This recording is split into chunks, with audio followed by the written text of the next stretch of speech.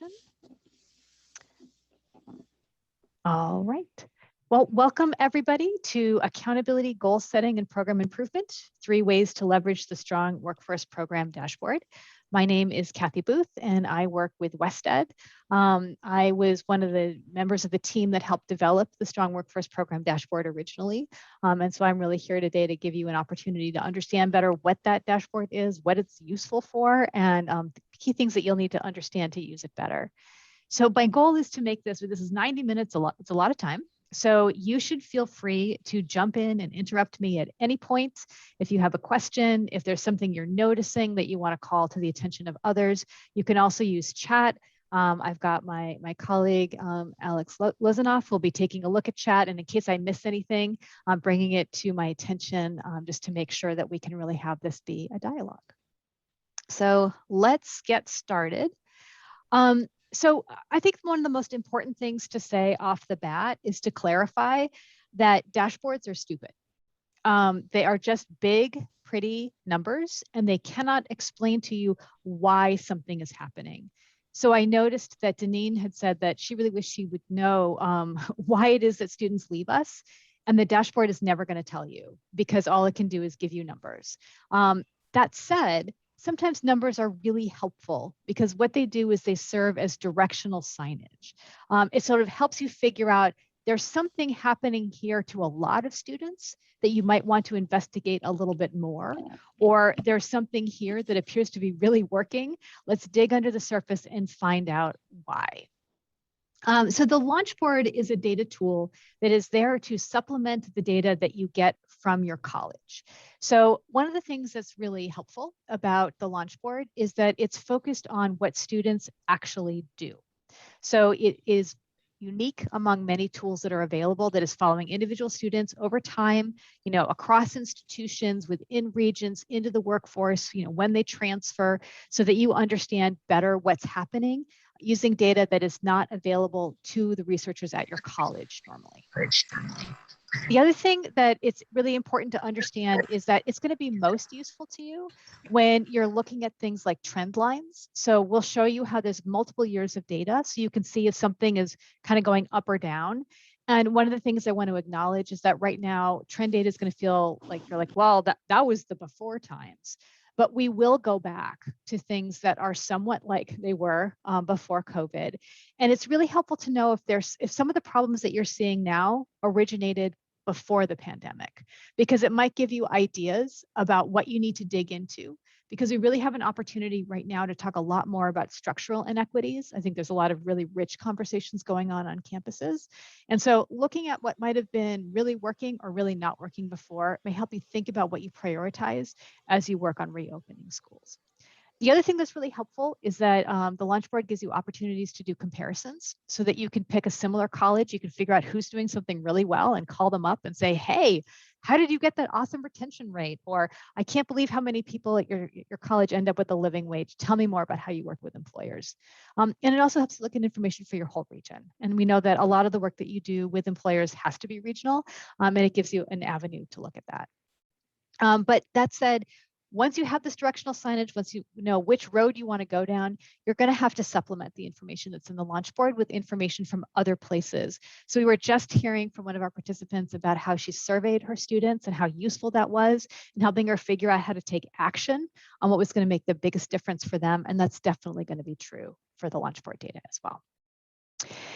So a couple of things about the background about the Strong Workforce Program and the dashboard. So I see a couple of names here who can attest to the fact that they were part of the planning process. The Strong Workforce Program dashboard was designed with extensive input from the field. In fact, the metrics that are on it were designed through a collaborative process. It's like six or 7 years ago, based on the data points that practitioners thought would really let them understand whether students were over the longer term trajectories really attaining the goals, which is to complete a program, to get a better job, to increase their earnings, and to be able to take care of themselves and their families. Also, importantly, the information is aligned with other things that you have to look at anyway. So it's aligned with Perkins and WIOA, it's aligned with the student success metrics, and it's aligned with the funding formula. So you can be sure that as you're thinking about your priorities, you think about all the different directions you're given about what to focus on, the Strong Workforce Program dashboard is going to fit right in. So let's talk about really what the purpose of the Strong Workforce Program dashboard is. So the first thing it does is it really helps you understand who it is that's enrolled in programs.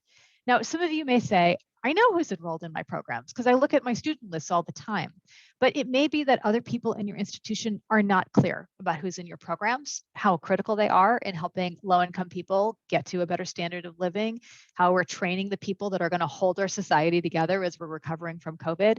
And it gives you a chance to document that so you can share it with others. It also shows you how students are starting to progress through their academic journeys. We've got just a couple of critical sort of inflection points that make a really big difference in whether students make it all the way through learning a coherent body of knowledge that's going to make a difference for them in the workforce. And then it looks mostly at what happens to students after college. So we're looking at transfer outcomes, we're looking at employment, earnings, and living wage attainment. And way back in the day, some of you may recall, there was this campaign, it was called Free the Data. Everyone really, really wanted to be able to understand those longer term economic outcomes because that really is the heart of CTE. And increasingly we're realizing is the heart of everything that we do at the community colleges. So some of the ways that you can expect to act on the information in the dashboard is that it's going to help you find what's working. So it's really easy to think about data as punitive and say, oh, it's just going to show us how we're doing poorly. But in fact, a lot of the news in the SWP dashboard is really good news. You guys do a great job and you've done fantastic things with the resources that you've gotten over the Strong Workforce Program over the last number of years. So it's a really good way to get to something positive, which we all need right now. It also will show you places where there's room for improvement, which you're going to dig into more deeply from other sources so that you think about what you might want to prioritize among all the things that you can do. And then, of course, the numbers in this dashboard relate to the 17% Strong Workforce Program incentive funding, which is basically providing a way for your college to really benefit from that great work that you're doing with students. So are there any questions about the purpose or the origins of the dashboard? You can unmute yourself if you'd like. No? Okay, so then what we're going to do today is we're going to cover 3 general topics. We're going to start with just the basics. Make sure that you know where the dashboard is, where the data comes from, and what information is on it. Then we're going to talk a little bit more about the details, sort of like, so how are those measures defined? What do I need to know about that? And I promise not to get super technical in the overview, but if you have technical questions, I'm happy to answer them. But really what we're trying to focus on here is why they're important. Why would we look at this particular measure compared to anything else? And finally, we're going to spend a little bit of time, and hopefully we'll do this interactively, to look at how you could put this information to use. All right, so let's start with the basics, which is how we're going to get there. So for this, what we do is we have this whole slide deck, which if you send a chat to either my colleague Regil or Alex, we can email this slide deck to you. So everything I'm about to show you that's going to be live is something that we have screenshots of. We'll also work with the conference organizers to get them loaded up on the conference website. But I thought it might be more fun for us to look at the tool itself. And if you want, you can follow along and look at your own information. All right, so I'm going to stop the share. And what I'm going to do is I'm going to share with the web. So can you all see the CCC AOE site right now on the screen? Sorry, I hid my chat. Yes, you can see it. Okay, awesome. Thank you. All right, so there's a couple of different ways to get there. My favorite is Google. So I'm just going to type in Strong Workforce Program. Oh, look, it says metrics already. I'm going to hit that. And here we see that there's something from the Chancellor's office. And down here, we're getting down to CalPass Plus, SWP.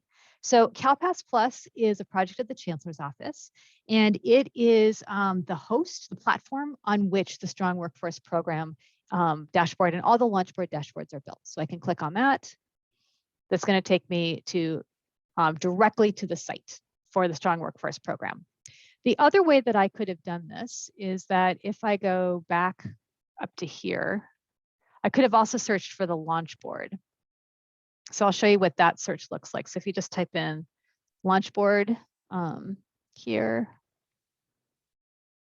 you're going to see here it is at CalPass Plus. So there's lots of ways that you can get there.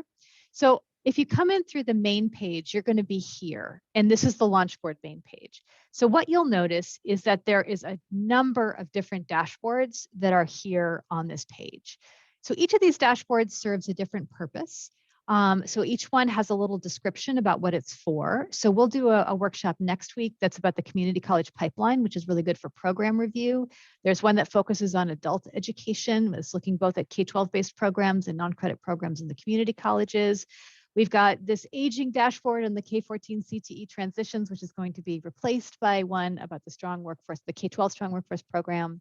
There's a guided pathways one that looks at first year outcomes so that you can see if you're making progress.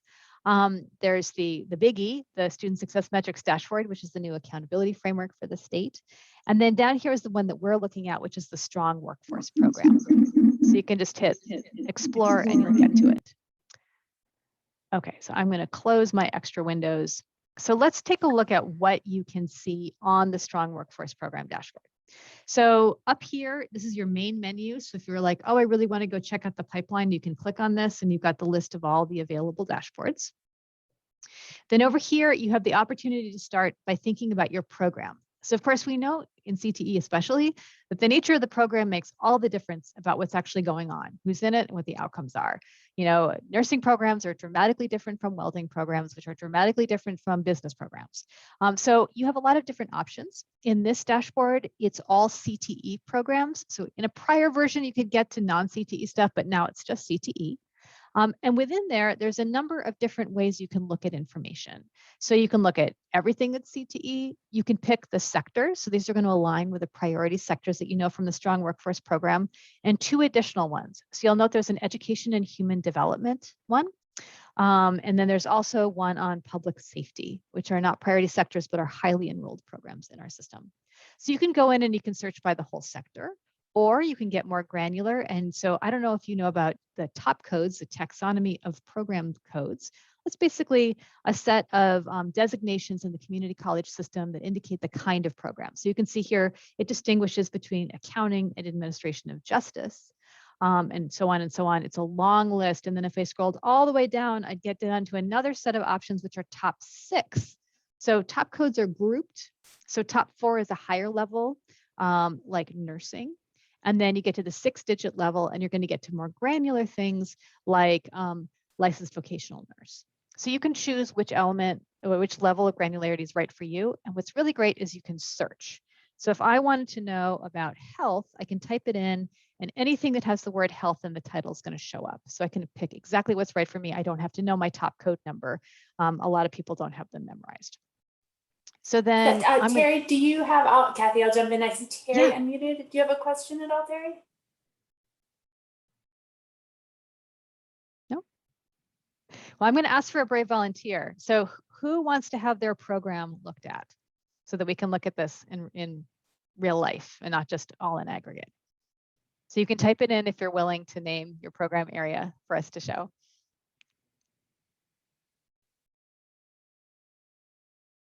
So Cabrillo, great. So I'll show you in a second how we're going to find that with the institutions. What kind of a program do you want to look at Cabrillo, Leslie?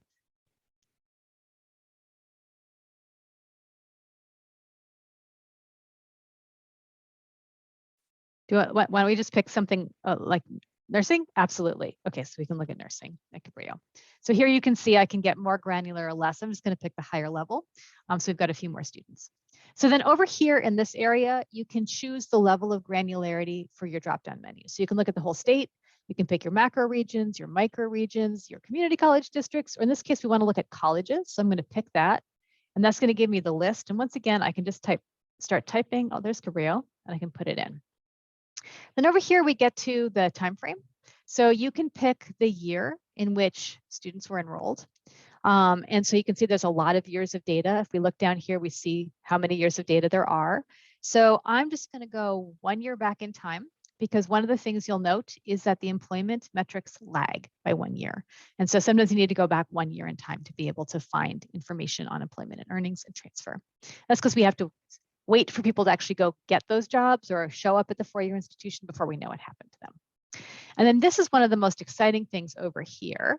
Oh, somebody just alerted me that we went back to all CTE programs. So this is a really good example of how you kind of have to do things in the order in which they are listed. Also, just a reminder that this is all low stakes. You can go in and mess around. It's really intended to be intuitive. And even if you feel like it doesn't work, just go play around a little bit longer. So again, we're going back 1 year. And then this is the part that I love the most. So here is all sorts of different ways that you can disaggregate results. So you can choose to see things broken out by age group, by gender, by race, by economically disadvantaged. And you'll note here that we're using the Perkins definition for economically disadvantaged, which is a little bit more generous than just looking at financial aid. So it's sort of the way we're most aligned with BOA and Perkins. So I could go ahead and pick that. And then if I click the view button here, I'm going to be able to get information. All right, so here we're seeing, as we scroll down, information about the number of students that were at Cabrillo who took a nursing related course. And we're seeing that broken out by students that were economically disadvantaged versus not. So similar to what we see in most community colleges, lots of people who are in programs are economically disadvantaged. I see a question from Layla. Is it possible to do comparisons by selecting multiple top codes? Yes, let's go ahead and look at that. So I think the comparison view requires that I not have a disaggregation, but I can click over here to comparison. And so let's say that I want to do a smackdown here. So I'm like, yeah, I'm excited about Cabrillo's program, but I want to see how it compares to the entire microregion of the East Bay, right? Oh, wait, I'm seeing Layla wants to see Hartnell. Okay, so we'll go ahead and pick college, and I'll type in Hartnell. And then we want to have the same year, so it's comparable. I'm going to hit that orange button. Remember, you have to hit the orange button or it's not going to reload. And my internet is lagging. So here we're seeing Cabrillo is in blue and Hartnell is in yellow. So Hartnell is beating Cabrillo today. Although, Kathy, I think went to we're all back CTE. Thank you so much for that. And that would explain why there's such a differential in the outcomes. Okay, so just give it a second to load. Okay, so now we see something that's much more equitable with some interesting back and forth among the two, but that allows you to look at comparison data. You could also have picked the region if you wanted to see how is Cabrillo doing compared to the East Bay. You could pick a totally different program. You could say, I want to compare nursing to early childhood education as two programs that are highly enrolled by women and see the outcomes. So you've got absolute flexibility here about the way the information gets displayed. So those are the major ways that you navigate the system. A couple of other features I want to point out. You can export the data to a CSV file, so sort of like an Excel spreadsheet, it's a simpler version, so that you can take this information and you can manipulate it. So when we first built the LaunchBoard, we did some analytics on it. And what we found is that the most popular thing on the entire dashboard was the export button. And there was a little bit of time where the design team was really dismayed. We're like, oh, we must have done a bad job creating the dashboard. And then we remembered, wait a second, the campaign was to free the data. And so sometimes what the dashboard does, it allows us to group information in ways that are useful, but it's much more valuable for you to present this information in a way that's far more targeted. So for those of you that have heard me do training before, there's a very famous story in which I went to Rock Pfotenhauer, who's the regional director in the Bay Area, sorry, the regional consortia chair in the Bay Area. And Rock had data before anybody had data. And I asked him, how many data points are good to have for a conversation? And Rock said back, 3. I was like, wow, that is not a lot of information. Because normally people want tons and tons of stuff. He's like, nope, it's really 3. And then we had a conversation at a later point and he said, I'm wrong, it's 1. And I have to say, after having trained on data like this for about a decade, I agree with Rock, it's 1. It's really hard to take in numbers. It's really hard to apply them. And if you find that there's just one simple visual, one way that you want to take this information and repackage it to really tell the story of your students, you're probably on the right track. One of the reasons why one data point at a time is good is because we rushed to solutions. So at the top of the hour before we started recording, we were hearing from someone who was asking students about what was most valuable for online learning and got back some answers that she didn't expect. As educators, we want to solve problems. We're often trying to solve the problem before a person can finish stating what the question is about how to solve the problem. If we take one data point at a time and we go slow and we think about it, what is this showing us? What does this really mean? What am I bringing to my examination of this data point that might shape the way I see the answers? And who should I be talking to about the solutions? It's going to be far easier to dig into those really thorny structural problems that we need to work on together when you're going slow, when you're looking at one thing at a time. So that's why, actually, maybe next to the disaggregation feature, the export button is my favorite. The other thing is this section up here. So when we started out building the LaunchBoard, nobody knew how data was constructed that I talked to in the CTE field. Like, people sort of had a general sense of it. People often knew their top codes really well, but they certainly weren't spending time in data mart looking at how you constructed the concept of a successful enrollment. Since we've had so many more of these dashboards out in the public domain, I've noticed that there's lots of people that are getting really savvy about data, and not just the researchers. I hear faculty, I hear counselors, I hear all sorts of people who are really empowered to go in and understand how the data is constructed.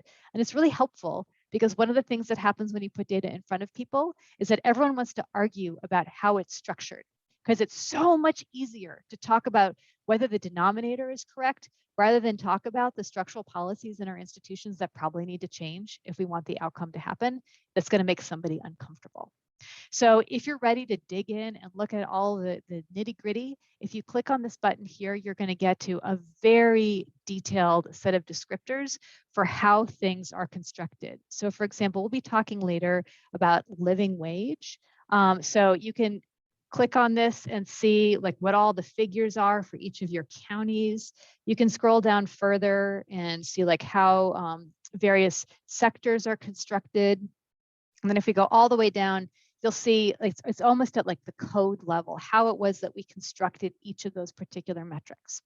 And there's people at WestEd that can help out if you're looking to understand these a little bit more. All right, so that was the orientation I wanted to provide to how you get to the site and what's there. Are there any questions before we move on?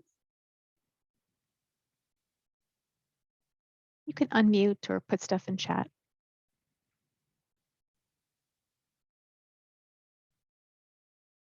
All right, so one thing I'm going to do is I'm just going to scroll down real slow. Let's actually take out for a moment the comparison view, and let's just look at Cabrillo, since we had our brave volunteer, and take a look at what the outcomes at Cabrillo have been. So we're seeing that they had a real dip in the number of students in nursing programs, but they've been coming back up. We can see, wow, this is actually really unusual. An enormous number of students are getting to that critical threshold of 9 or more units, which is about 3 classes. We'll talk more about that. We don't see a lot of non-credit data. So that's one important thing to know about this data system. It is credit neutral. So it's going to show information on both credit students and non-credit students, because you may have a mix at your college. We're seeing that the number of students, now this is really interesting. So look at how high these numbers were for enrollments, really like 174. But if we look at completions, we're at a much lower number. We're like more at 62. So that's an interesting thing. So it may be that these programs are intensive and there's a lot of people that are in them. We don't have a lot of transfer data for these students. So there's sometimes data is missing. We're looking at really strong returns to the survey about whether they have a job in their field of study, which we'll talk about in a moment. Oh, look at that, those figures, basically doubling how much people are earning. I'm going to pause for a second. Does someone from Cabrillo want to explain what they've been doing with their nursing programs? Because this deserves a bit of a shout out. And our Cabrillo person can go ahead and unmute if you know. Leslie. No? Okay, well, all of you need to contact Cabrillo and ask what's going on with their nursing programs, because this is such a good story. Oh, wow, this is even better. Look at that, the change in earnings increasing by 254%, like the stock market's never going to beat that. Living wage attainment going up by 30 percentage points. This is unheard of. We'll talk about it later. Normally this number is just hanging really, really low, right about 50%. So very, very, very impressive. So this is a great, I'm so glad that you suggested that we take a look at this, because this is the example of the really good news that's available in the dashboard. Okay, so what I'm going to do now is I'm going to go back to my PowerPoint so that I can model that idea that we are showing you just a little bit of information at a time. Okay, so here's all these great slides. Alex put them together so you can share with your colleagues how it is that the data system works. All right, so what I want to do now is I want to start looking at a very specific example. So in this case, what I chose to do was focus on the San Diego Community College District. And similar to Cabrillo, we're going to be looking at the health sector. I picked this because, of course, right now, health is on everybody's minds. It's also we tend to have really, really strong outcomes. And I chose San Diego because, as you may know, San Diego has a large non-credit college. So we're going to have a lot of information about both credit and non-credit students, which I thought was important to be able to show sort of the full range of what's available in the dashboard. All right. So what I want to do is just go real slow through each of those metrics that we just sort of blew through looking at Cabrillo's data to talk a little bit about what each of them are and what's important about them. Again, feel free to unmute, feel free to put the questions in chat as I go. All right, so let's start with this first measure, which is the number of students. So what are we even looking at here? So in this case, what's important to know is that we've figured out who the students are that are in these health-related programs by looking at their course taking patterns. So we're not looking at their declared major. We're literally looking at the courses that are flagged as being part of health-related programs using their taxonomy of program or top codes.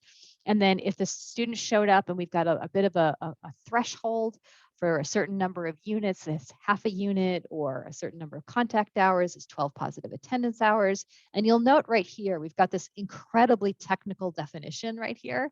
This is where you're going to find that. So as you're sort of, flexing your data geek muscles, this is where you're going to find all that very, very granular information. So we are also noting that we're excluding special admit students, which means that if you've got a dual enrollment program or an early college credit program, those students are not included in this dashboard. And again, credit and non-credit. So we've looked both at the number of credit units that they're taking as well as positive attendance hours as a way to discern who's in the health-related programs. So then the next one is, this is a really interesting measure. As some of you may know, WIOA has a framework of getting to 12 units as one of those critical thresholds for participation in a program. But the Chancellor's office elected to put it a little bit lower at 9 units. And there's a couple of reasons for that. First of all, 9 units is about 3 courses. So it's enough that somebody's really sort of showing that they're not just showing up for a little bit. And that relates to a concept called skills builders. So now I'm going to turn it all on you. Does anyone here know what a skills builder is? And could you unmute and describe it for everybody?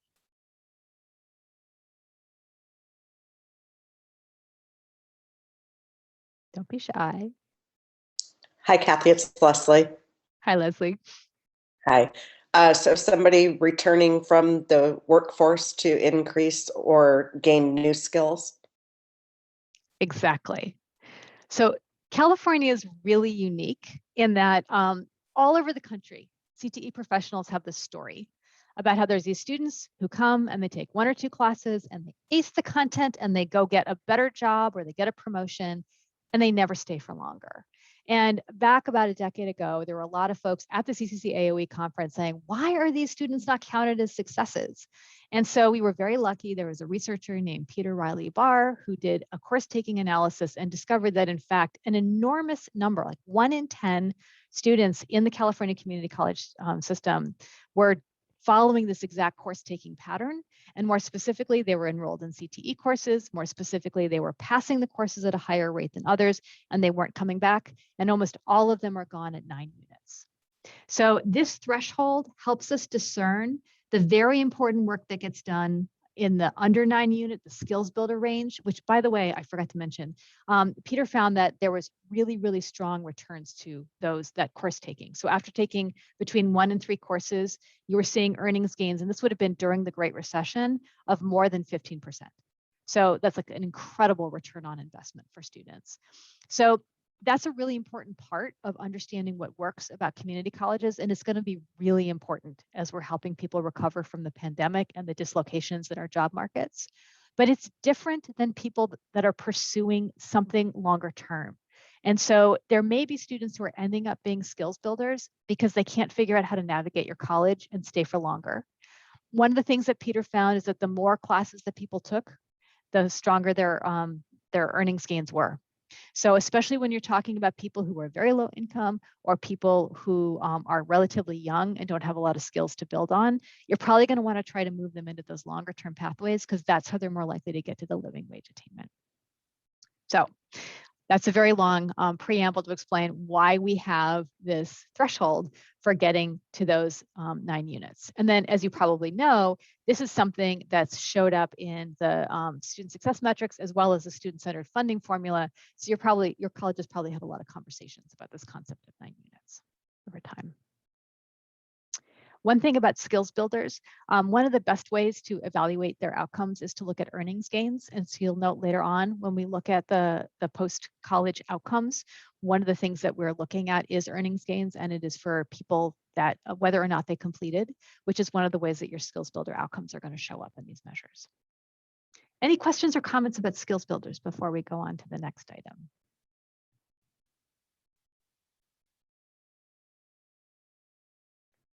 Yeah, one of the things I'll be curious about is, so it was Peter Barr and I who did a lot of the early work about skills builders. We're actually getting together right now with some ideas for further studies. So if there is anything that you're really curious about skills builders or information that you've gathered over the last number of years on this topic, please send a chat to me because I'd love to follow up with you about that to figure out how we can tailor our research questions to the pressing issues in California right now. All right, so that is the 9 units. So now let's talk about the non-credit workforce milestone. This is probably the most confusing measure to most people, unless they work in non-credit. So one of the things to know about non-credit is that there's different types of workforce-related training that's offered. So sometimes there are these generic sort of workforce preparation courses that are really about understanding the general ways you get ready for work. So it's more along those lines of the habits that you need in order to be able to be effective in whatever job you choose to go into. In addition, non-credit can offer courses that are focused on specific content. So I know, for example, in San Diego, there's a great pharmacy tech program that is in their non-credit side of the house. So this measure is going to capture both of those ways that we prepare people for work outside of the credit context.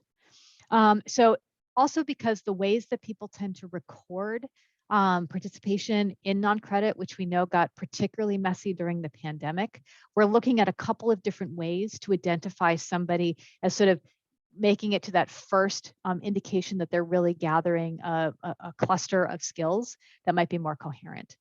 So the idea is that it could be that they complete a course, and the length of that course is going to vary by the program and by the college. There's some programs that have teeny tiny courses that are incremental and others that are much heftier.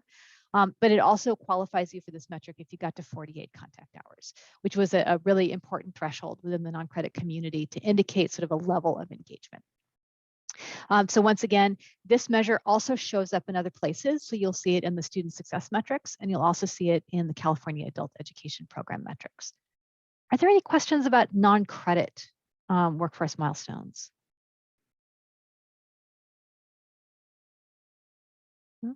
So one of the things that you'll notice here is that because we're looking at the San Diego district, where we already have a non-credit college, you'll see that those numbers are quite flat. If you look statewide across all CTE programs, what's interesting is that you see some strong upticks in the non-credit workforce milestone metric and flat in the 9+ units, which indicates to me that maybe one of the impacts of the California Adult Education Program is that we've been able to really beef up our nonprofit offerings across the community college system. So I want to sort of check in about that. Is that true for your colleges? Are you finding that you're offering more non-credit than you did, say, 5 years ago?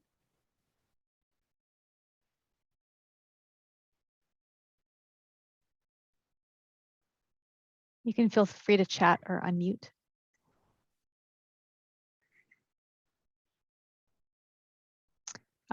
Oh, Dory's saying that yours have been cut at City College. Could you tell me a little bit more about that? Has it just been more of the focus on trying to get students to degrees? No, actually, we have a fiscal crisis, and so Oh. non-credit was the first to go. They're trying to save the non-credit ESL classes, but for some of us who ran, we ran a CPR for the community, a Heart Savers class. Those got cut. We didn't have a whole lot of non-credit, but non-credit got cut by quite a bit.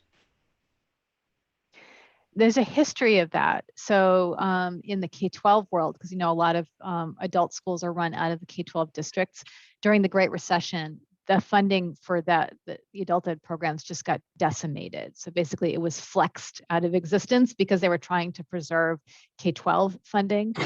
So it'll be interesting to see if we do see a reversal of that positive trend of much more non-credit, but it'll be really important for your college to be taking a look at that, because non-credit offerings may be exactly what your community needs to get their feet back on the ground.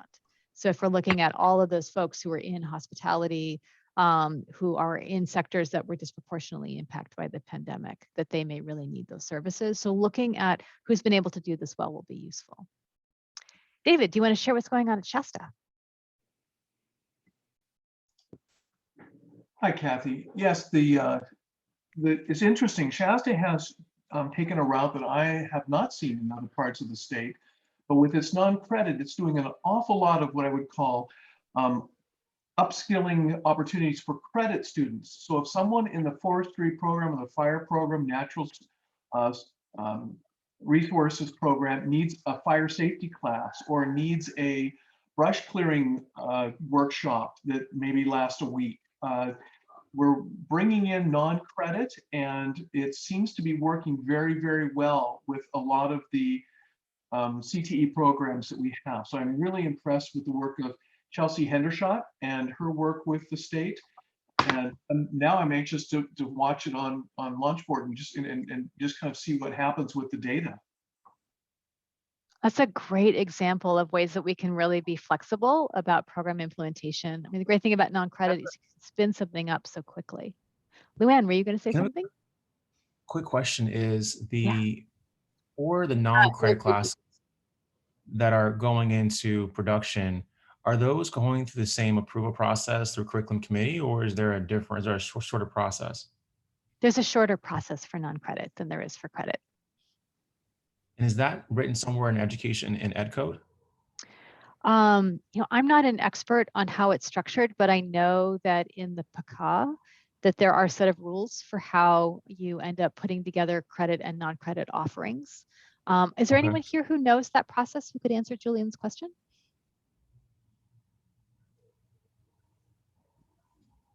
I can look it up. Thank you. Absolutely.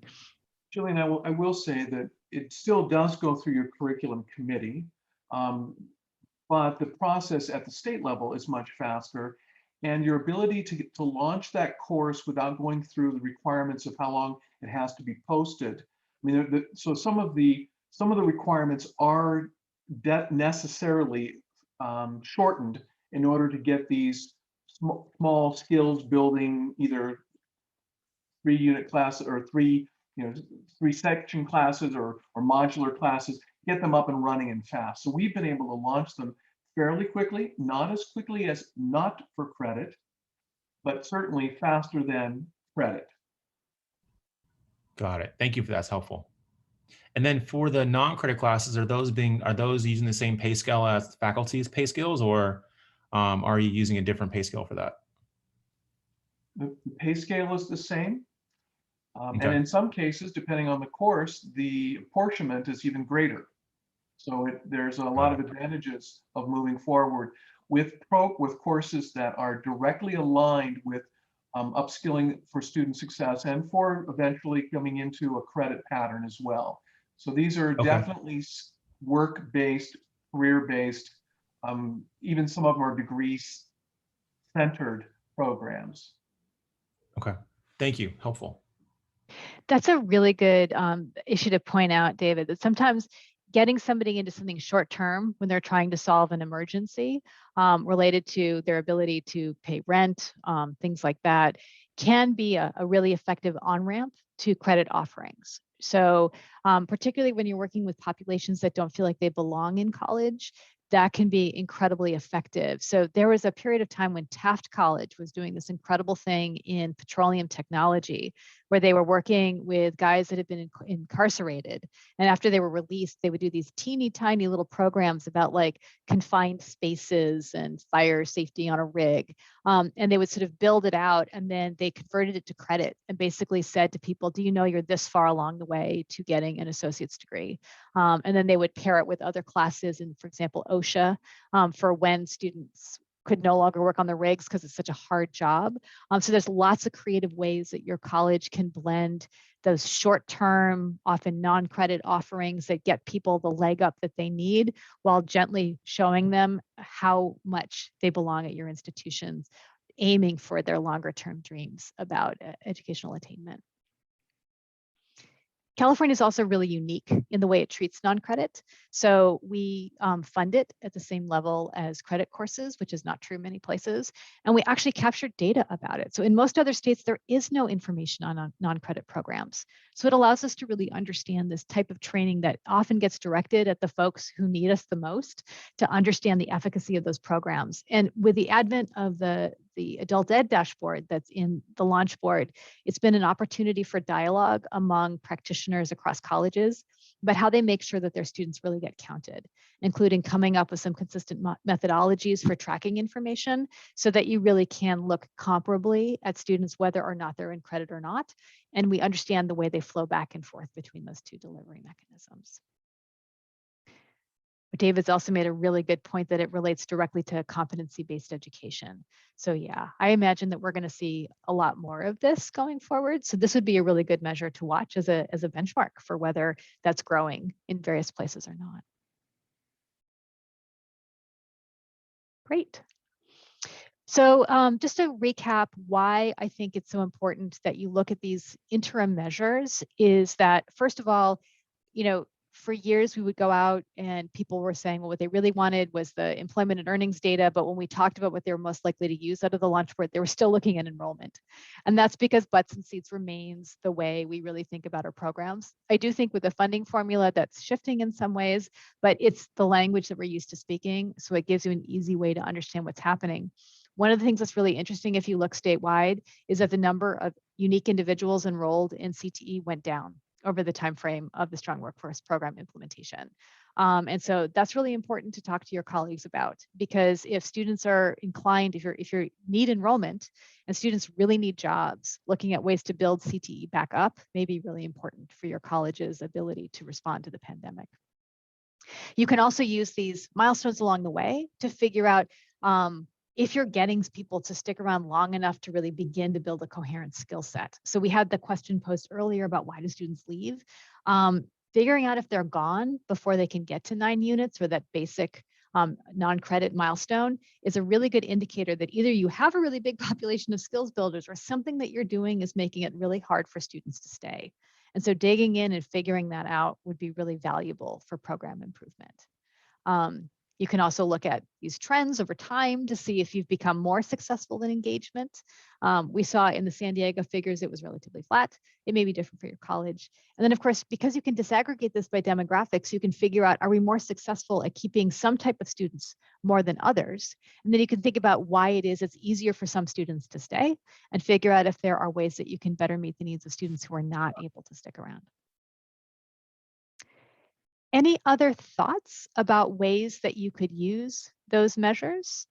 My apologies. I was going to show you here an example of the disaggregated data where we could look at, the well-known concept that women are more likely to go into health as a way to look at enrollments. But rather than have me go into this, my question for you is, are there other ways that you could think of using this course taking milestones for your own program improvement? And you can chat that, or you can unmute and share any ideas that you have.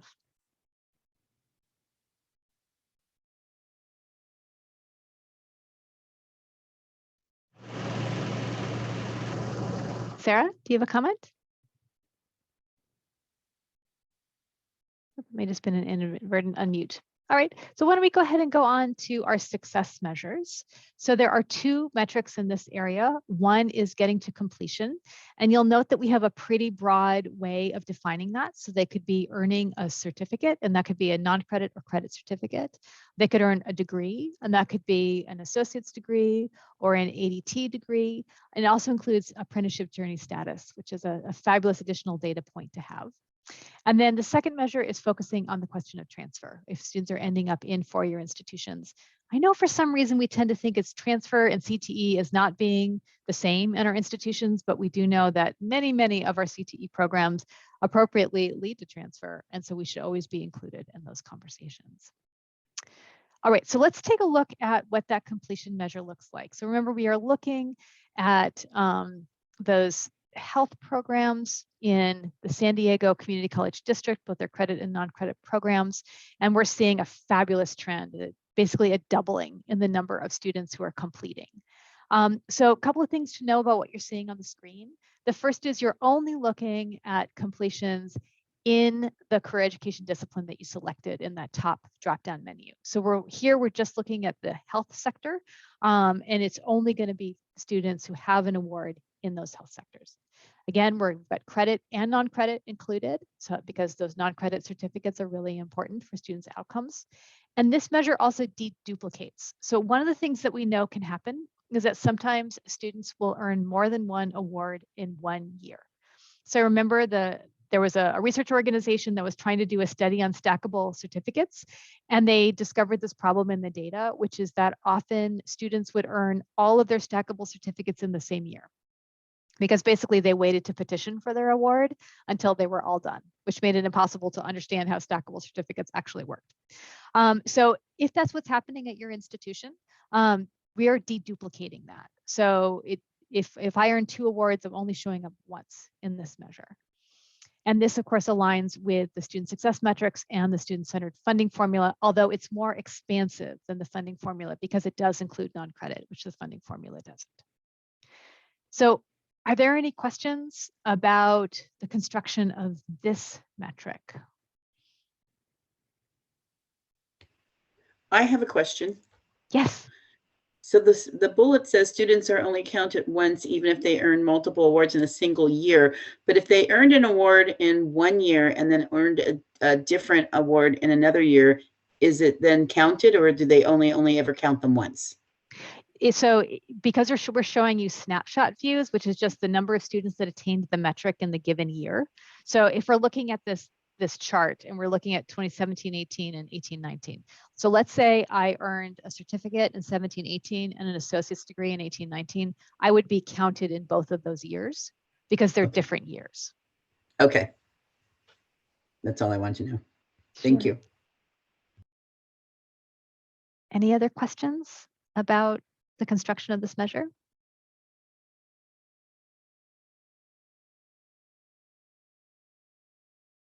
I think one of our biggest coups was getting the apprenticeship data in here. While we're still growing our apprenticeship programs, they really have some of the strongest outcomes related to employment and earnings.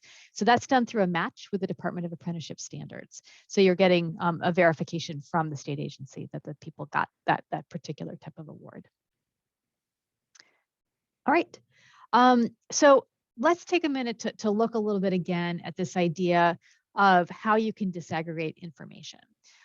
So what you'll notice here is that I've got it disaggregated by female and male. And earlier, remember, I sort of ran through that slide that showed sort of who was in the program. And as is often the case, the health students are disproportionately female. So you're seeing that the number of completers are disproportionately female. So when you're looking at the completion measure, it is not a rate. It is a count of people who got there. So if you've got a group that is disproportionately enrolled, you are also likely to see a disproportionate outcome in completions. However, that isn't always true, because sometimes we're not effective at getting particular groups the support they need to stay all the way to completion, and therefore you might see some differentials. So there's some displays that are being crafted for the community college pipeline that make some of those discrepancies more clear, but that's just an important caution as you're looking at figures like this. It doesn't mean that women are more successful, it just means there's more of them. So I've put a couple of reasons why completion might be important, although I'm sure you all could have come up with these anyways. Completion, as we moved away from enrollment as our primary measure, we really got to completion as being one of our most important ways that we look at success. So again, this is fantastic when you're looking at whether students have been able to learn a coherent body of skills, which is critical when they're entering a new field or are changing to a different field, or if they're very young and they're learning their first skill set. But this isn't the measure of everything in CTE, because skills builders are still an important constituency and they do have positive outcomes as well. So are there any questions about completion?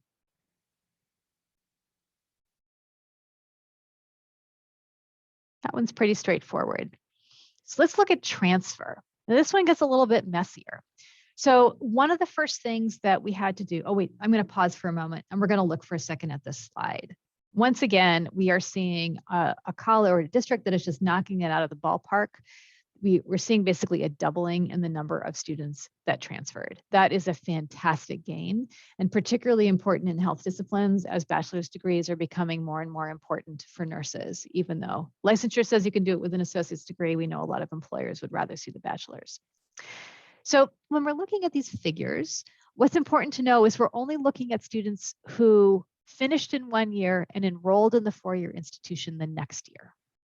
So I've heard a lot of people who've expressed concern that that is too limiting. I said, well, what about some of our students? They tend to, wait a year or two. They've got to earn some money before they can go to the 4-year institution. So what we know overall is that almost all students who are going to transfer do so immediately. So while there is definitely a body of students who are missing from this measure because we're not looking at multiple years out, you are seeing the majority of people that are going to transfer. However, there are some variations by particular populations. So again, it would be really important to take a look at this as a disaggregated factor and see if there's groups that appear less likely to transfer. And one of the reasons that's so important is that people with bachelor's degrees generally earn more than people with less than a bachelor's degree, with the exception of union protected industries. So there is definitely a huge advantage that a lot of community colleges train toward for ways that you can get a fantastic job in construction and crafts where you don't even have to get to the associate's degree. But if you're not lucky enough to get hired by a union, the bachelor's degree makes an enormous difference in your lifelong earnings and your likelihood of getting to a living wage, and also your likelihood of maintaining a job through a recession. So any ways that we could be leaving open the possibility of transfer at some point for individuals, the more we're speaking to those longer term economic mobility goals that we have for our students. So this measure, again, is aligned with the student success measures. The one thing that is important is that there are some different ways in the funding formula that there are constraints on who counts. So this is a little bit more generous. So it might be a little bit more comprehensive about transfer students. Any questions about the transfer metric?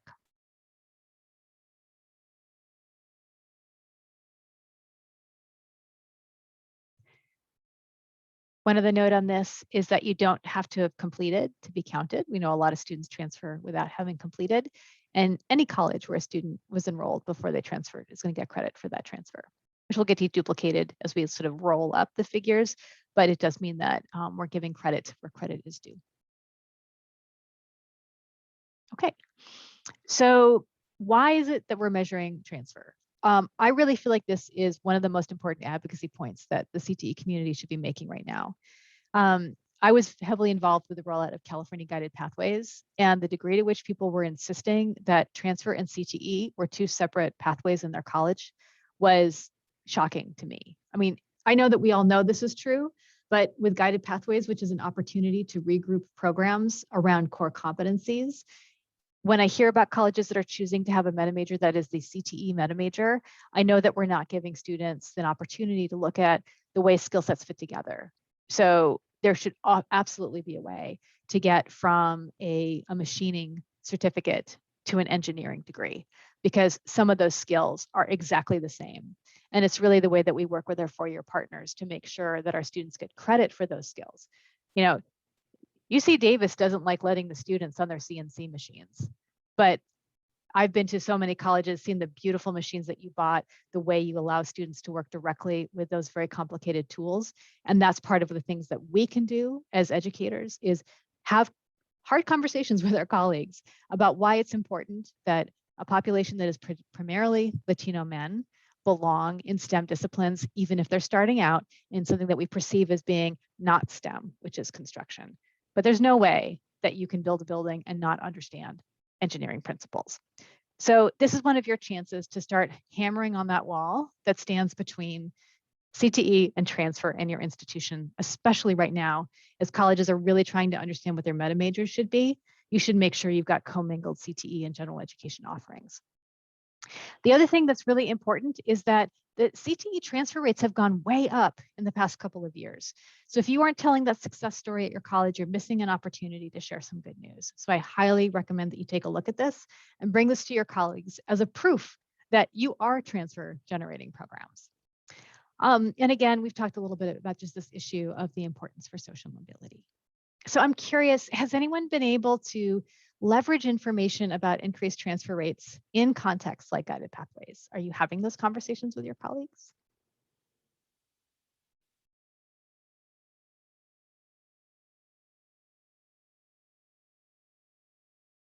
Feel free to unmute yourself if you want to share a story about a successful conversation, or if you want to share something that you're hoping to do in the future.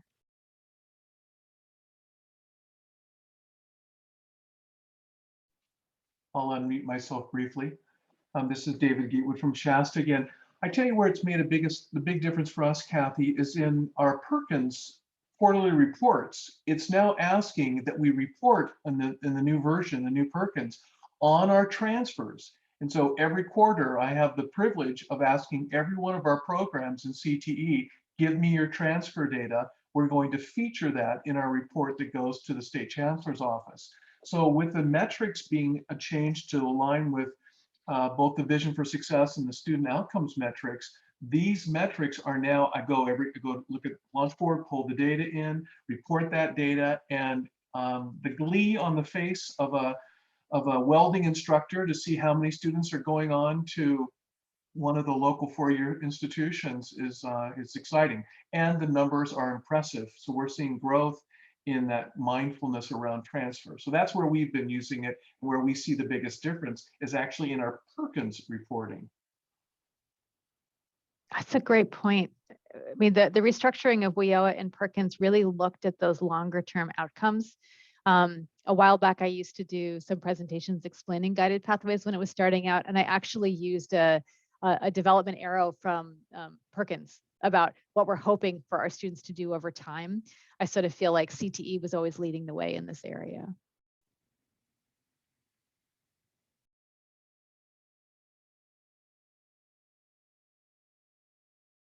Anyone else want to share?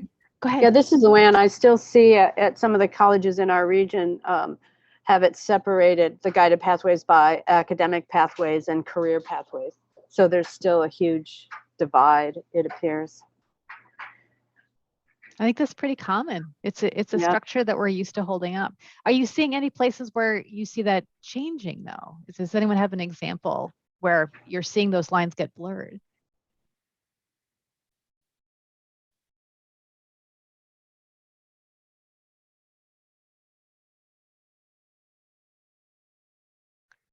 Well, one area where you see it is the business meta major. So most colleges are going to have a business meta major. And what's interesting is that the ADT in business is identical to the ADT in economics, which is considered a social science. So it's a really good place where you can sit in that uncomfortable dual vision of saying, this is CTE and it's not CTE. Why do we draw the distinctions that we do?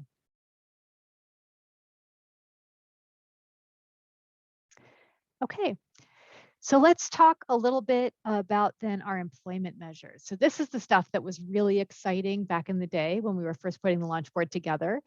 It may be hard to believe for those of you who are newer to the field, but there was a time when it was very difficult to have any employment information at all about your students after they left. There's a wonderful story. It's a CCC AOE story about a bunch of folks who went out to dinner together with Rock Fotenhauer, who had at Cabrillo put together this survey that looked at post-college outcomes, especially related to employment. People got so excited about it. They said, we want to do this for everyone. And that was the birth of the CTE outcomes survey, which was incubated at the RP group. Started out with about 15 colleges, and it grew and grew and grew over time until the majority of the state was doing this survey, which looks at important information that's not available anywhere else. Like, well, is your student employed in a job that is related to their field of study? Oh, Leslie was at the dinner. I'm going to pause for a second. Leslie, do you want to just reflect at all on what it was like being at that dinner and seeing the survey come to life? Yeah, well, I'll preface it by saying I was very new to CTE at that point. So I was a little bit overwhelmed, but it was so exciting, just the energy in the room and the fact that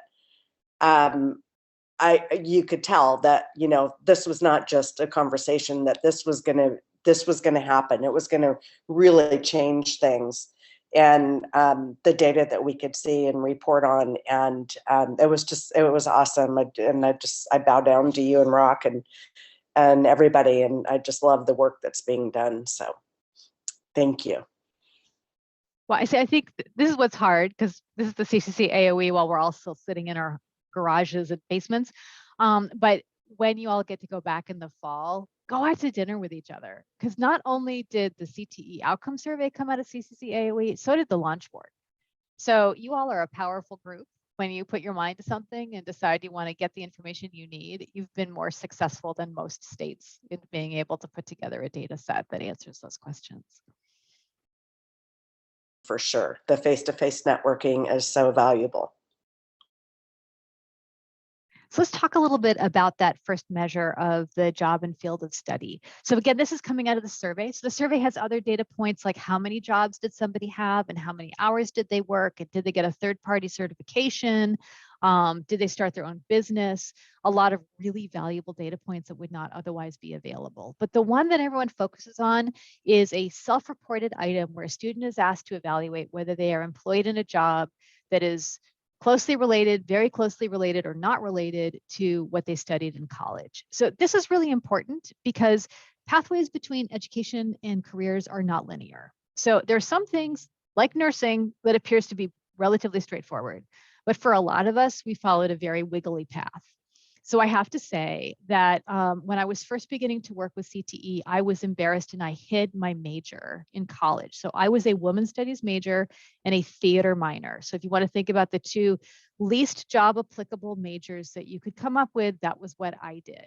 I actually remember I was presenting at, I think it was actually CCC AOE, and someone read my bio and it had my major on it. And I remember I was like just embarrassed because I was like, it's not a real degree. But if I were to go back now and I were filling out the CTE outcome survey and I were evaluating whether I'm employed in a job that's related to my field of study, I'd have to say yes. Because what I learned in women's studies was about critical thinking, about figuring how to get things done when you don't have the power to do it, about really understanding the perspective of people on the margins. All of these things, being a good communicator, they're all things that I bring to my work every single day. And so we want to do the same thing for our students in this survey, where they can say, yes, what I learned in this program may not look like it's a straight line, but it taught me the skills that I needed to be successful. So we're giving that flexibility as students answer these questions, but it is self-reported. So the other thing that's really important to know about the CTE outcome survey is that it's not immediate. So students are only surveyed if they've been gone for a full year. It takes a while for our colleges to do the reporting to figure out that they're actually gone. And then you have to administer the survey to get the students' responses. This survey has an incredibly strong response rate. In a time when survey response rates are going down, it's actually holding steady. So it's a good survey to work with, but it means that there's really a 2-year lag between the survey administration and when we're able to present information into a tool like the Strong Workforce Program Dashboard. So if you're looking for this measure and it's missing, just try going back 1 or 2 years in the drop-down menus, and then you'll find the data. So here you're seeing an example of what was going on in San Diego, and you see that they've had an uptick. That's not always what's happening when we're seeing the data. So that's something worth celebrating. It's a good way for you to begin a conversation about whether what you're teaching is really relevant to the job market. So there's another story out of Cabrillo. They had the early version of this survey where they were seeing a lot of their medical assisting students were not ending up in the job that was related to their field of study. They were employed, it just wasn't as a medical assistant. And they were able to use this information to have some really rich conversations with employers about why it was that their students didn't seem to be ready for the jobs that were available, which led to some important shifts to curriculum. So again, this measure is one you'll know about because it's in both the student success metrics, also the vision for success, but it only goes out to CTE students. Any questions about that measure before I go on to the next one?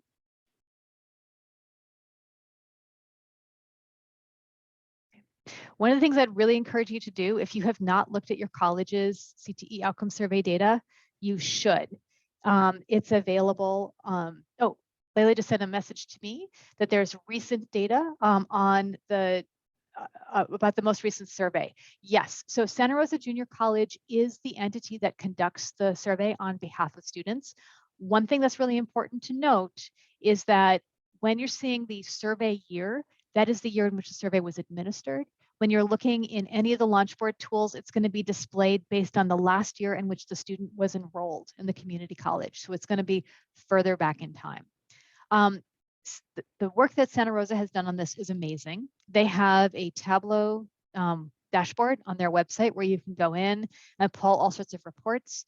The data is also embedded into a different LaunchBoard dashboard called the Community College Pipeline. So I'll be doing a session about that next week. So you can go in and you can see most of the questions in the survey embedded within the LaunchBoard. So you can pick a program and then see if there's results, if there's enough students at your college to be able to display those outcomes. Sometimes the returns on the survey are too small at the program level to see it, but your researcher gets a full copy of the survey results.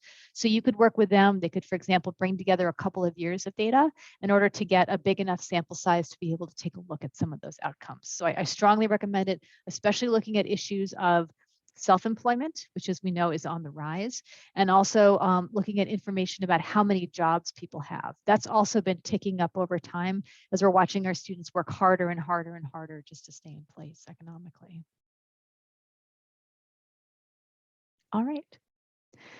So I have a couple of just talking points here if you want to talk to your colleagues about why it is that we're doing this particular measure. I think the most important is that we confuse employment with a positive outcome from our programs. So almost all of your students have jobs right now. And almost all of them are going to have jobs later, especially once we're out of the height of COVID. The question is, what kind of job do they have? And so rather than just looking at simple employment rates, we really need to be looking at this extra measure because we want to figure out if students are in the end better off than if they hadn't come to us. So if we're unable to teach them skills or give them the ability to articulate those skills to employers effectively, and they end up back working at Costco making minimum wage, it's really important that we understand that is what is happening to them because we have the ability to make a difference in that. We can change our curriculum. We can change the way we help people get jobs. We can change our relationship with employers to help make sure they know about our highly qualified students. So that's one of the levers that you have. It's also way back when the Strong Workforce program came out, there were two concepts that were emphasized. We wanted more CTE and we wanted better CTE. And I think looking at issues of employment is a really good way to get to the better part of that equation because our students are coming to us because they want a better job. They're working, they want something different that's going to either meet their economic needs more or help them fulfill the dreams they have for their life, for their role in their community or for their family. And so we really want to make sure that we're helping them move in the direction that they intended when they went forward. One thing to know is that mostly across the state, this number has stayed very, very constant. So either we were doing this pretty well to begin with, or we haven't figured out how to make the difference by working in concert with employers. So I think this is going to be a really important one to watch because it's going to help us understand how the employment market is reacting to the disruptions of the pandemic. Anyone else want to share ways that they've used this measure on job and field of study?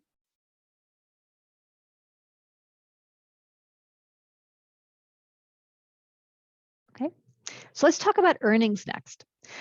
So all that one measure, job and field of study, comes from the survey. All the other employment and earnings metrics come from a different data source. So it's coming from the state wage file. You'll sometimes hear it referred to as the unemployment insurance or UI wage file, which is very confusing. Basically, what it is that all employers are required to report quarterly to the state who was working for them and how much they paid them. And the state uses this information to figure out how much they would have to potentially pay out in unemployment insurance given a global pandemic. So this data set was not designed for the purposes to which we are putting it. So there's some important caveats. One is it is not comprehensive. So if you are self-employed, if you're working under the table, if you work for the federal government, if you go out of state, you are not going to show up in this data set because your employer is not required to report related to the state unemployment insurance payout pool. So that's important. Now, it used to be that we would say there aren't that many people who are exclusively self-employed. So it's probably okay that they're not there. As we're seeing the shift, especially after the last election, where employers are more and more incentivized to go to gig workers, this will become more of a factor and we'll probably have to get dealt with. But right now, this is the best we got. There's about an 80% match rate for our former students. And so that is not so bad to be able to at least look at some general directional signage about what's happening to students once they're in the workforce. So all of the earnings data that you're seeing are what students are earning after the year after they leave us. So that's important because sometimes, you start at an entry level and the wages are pretty low. And then after a couple of years, your earnings can go up significantly. So that is not what you're seeing here. You're basically seeing what's happening to students right after they leave and they're getting into that next job or they're getting the promotion in the job that they were in, related to where they were working before. So one of the reasons that we show you these earnings measures is to contextualize the other metrics that you're going to see. So one of the things that I usually like to do when we're looking at this is have people stop and really take a look at that number. So when we're looking for students that were previously enrolled in the health-related programs at San Diego at any of their colleges, and then we're seeing how much the students are earning after they left. So again, not just completers. So this is going to have skills builders, but it's also going to have students who dropped out after a term because something got in the way. And when you look at that whole pool of students, the number is pretty appalling. We're talking like $28,000 a year that students are making. It's really hard to live in San Diego for $28,000. And so it's really important to think about that as we're understanding the relationship between our colleges and the work experience that people have after they leave us. So how this relates then is that once you know how much people are making, you can also look at factors like change in earnings. So this is a related measure, same data source. And what we're doing is we're comparing that number that you just saw against what students were earning before they came into the data system. Oh, sorry, into our data system, into the community college system. So you're looking at that differential. And we're both looking at students that came to us for the first time and left, and also students that were with us, left for a while and came back, because we know that a lot of our students are cyclical in their participation. But we're only looking at earnings for students who left. So what we see here is a really interesting trend. So we're seeing that, back in 11-12, earnings gains only went up by about 12%, 16%. But now they're going up a lot more at 33%. But interestingly, overall earnings haven't changed. I see this a lot in data around the state. And what it's telling us is that our students are getting increasingly poor because the differential is getting bigger, but the top number isn't getting higher. And so this is where we begin to be able to understand the level of crisis that a lot of our students are in. So early at the top of the hour, we were asking you questions what you wished you knew about your students. You were looking for basic information about them to have the tools necessary to learn. A lot of our students are really struggling with that. And you can look at data points like this and begin to articulate the way this is impacting your specific programs.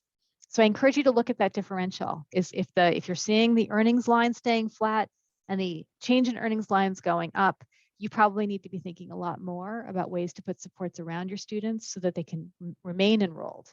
Because even though they are the scrappiest, most motivated people, I always am so inspired by our students. If they are doing this from their car because they've lost their apartment, it is very hard for anyone to learn in those circumstances. So I'm curious, have many of you begun to grapple with these questions about what the earnings look like afterwards, or what role the college can play in supporting students as they're dealing with the economic crises they're living through?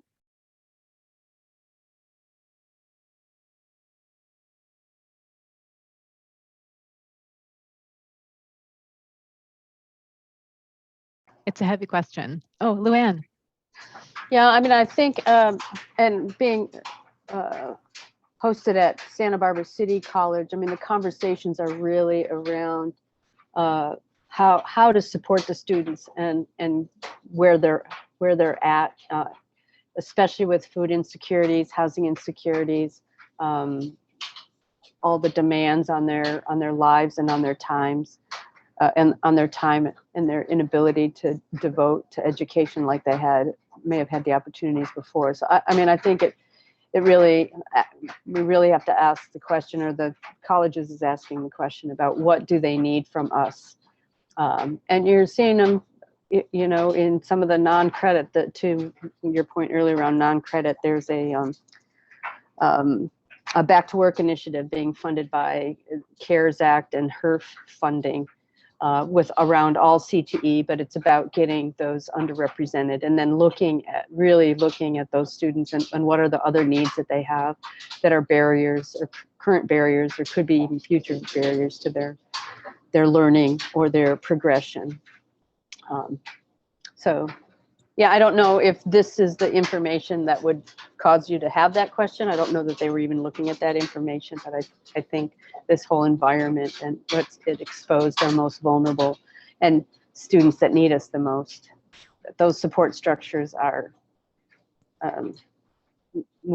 we need them more now than we did before.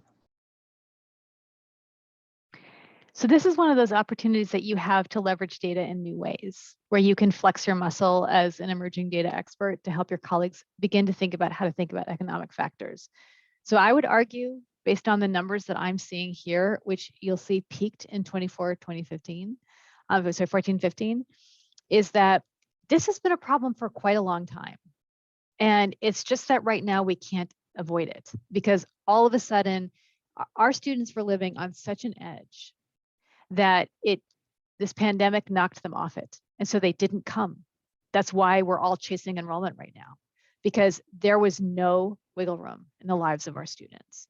So I have faith that we will be able to reopen our economy, reopen our schools in the fall. We can begin to move toward normalcy. But this is one of those examples where we probably need to take a big pause and think about how we're going to sustain the ability to help the students that are going to benefit the most from the services that we offer, to think about those structural factors. Because even so, maybe we get through this, you know, like maybe we're no longer in the thick of the crisis, but we all know for many of our students, it's just the car breaking down or the loss of the relative that was taking care of your kid that is the reason that they don't come back. And so those are structural factors that shape an enormous number of people in our institutions. And if we can figure out ways to address that, we're going to be able to sustain enrollment better. We're going to get more students to completion. We're going to see stronger outcomes related to earnings, especially if we're really focused on helping people think about what should they study. So, you know, retail hospitality, there's a real question, like, is that really the best place to go back to? Unless you're in management, it doesn't pay particularly well.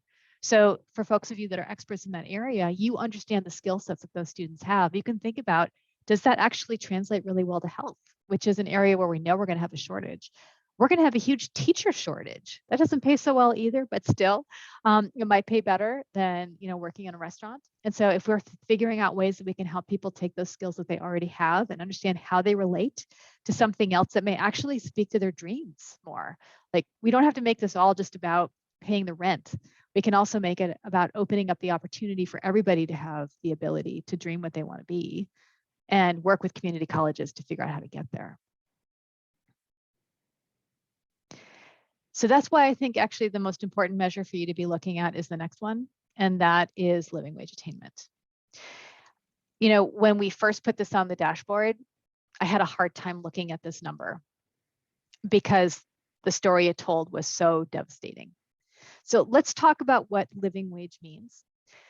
This means enough money to basically cover rent, food, transportation, healthcare, for one person, for themselves. So we're not talking about being able to support yourself and your kids or yourself and your mom. We're talking about just you. And so when you look at figures like this, where 2/3 of the students are unable to cover their own living expenses after they leave us, that's just stunning, because it means that after all of your hard work and all of your students' hard work, they didn't end up with something that allows them to not be hungry. And so this is the thing that we have to really work on as institutions. It is also one of the most hopeful things. So after I stopped being completely devastated by this number, I got really excited by it, because I can't think of anyone who has more power to affect this number than you all, especially in CTE. Because you're right there to say, oh no, we understand it's about the job. Let's figure out how to make that a good job for you. We have the ability to design programs, to coordinate with employers, to help students imagine their futures in a different way, to connect them with the people who have the capital they need to get a good job, to work with someone who looks like them so they realize it's possible to become that engineer, to be able to practice in meaningful ways the job-ready skills that help people figure out if they've picked the right program and make sure they're going to be successful. All of that is under our control. And so the sooner that you can sit down with your colleagues with numbers like this and say, this isn't what we wanted, the faster you'll have allies in helping you figure out ways to do that critical redesign that's going to make all the difference in someone's life. And you all know it. There's always the story about the teacher who helped somebody figure out that they could do it, the receptionist in the financial aid office that was like, I see you and I know you're worth more. That if we take that individual effort that each of us puts in, where we try harder and harder and harder to help out the students that we care about and we believe in, and we turn that into a systemic effort across the institution, taking advantage of this horrible situation we've been in, about the hard conversations we've been having about equity, about our inability to turn away from the social factors that shape whether people show up at our institutions. This is what you could do with this data point. It's hard. But if you're going to do it, I recommend that you start by just reflecting on your own experiences, having to do with not enough, what that was like for you, and really humanize that experience for your students. Because so many of you came out of this same system, you know what your students are going through. And you can be the example for them of successful navigation and getting to your dreams related to your career. So this is just one that I would really encourage you to focus on. All right, end of soapbox. So what I want to do is leave you in the end with some resources. So some of you on this webinar are folks I've known for years. For those of you who have never met me before, I used to be a regular presenting at CCC-AOE. And I will never forget, there was a leadership institute and there was a participant who had been to so many of my workshops, I considered him a groupie. And we were looking at LaunchBoard data together. And he turned to me and he said, I don't know what to do. I look at the LaunchBoard all the time and I don't know what I'm supposed to do with this information. And I was so grateful that he said that, because he spoke for so many people in the room. And that goes back to the idea that this is directional signage, right? It doesn't tell you what you're supposed to do. It just says, let's have a conversation about living wage. And then you can start to think about what you do related to that. But we don't want to leave you alone to figure that out on your own. So over the years of training on the LaunchBoard, pretty much if I got asked a question more than a couple of times, we made a resource for it. And all of these are posted on the LaunchBoard website. On that main page, if you scroll down to the side, you see the section for resources.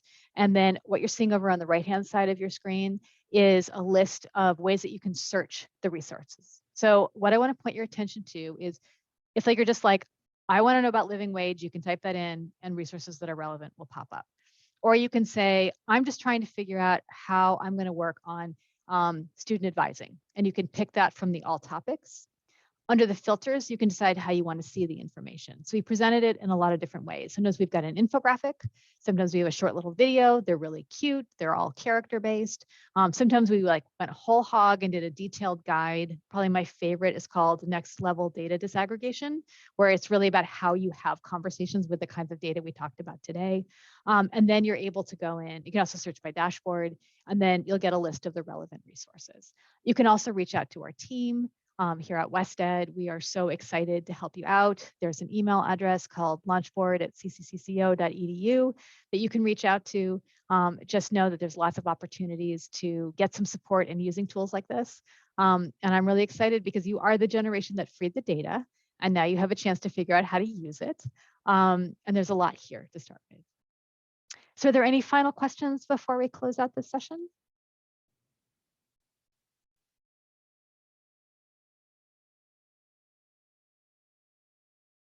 All right. Well, thank you so much for your time. Thank you for everything that you do for our students. And hopefully we'll have 3 more workshops next week. I'll be doing one on the pipeline about how to do program review.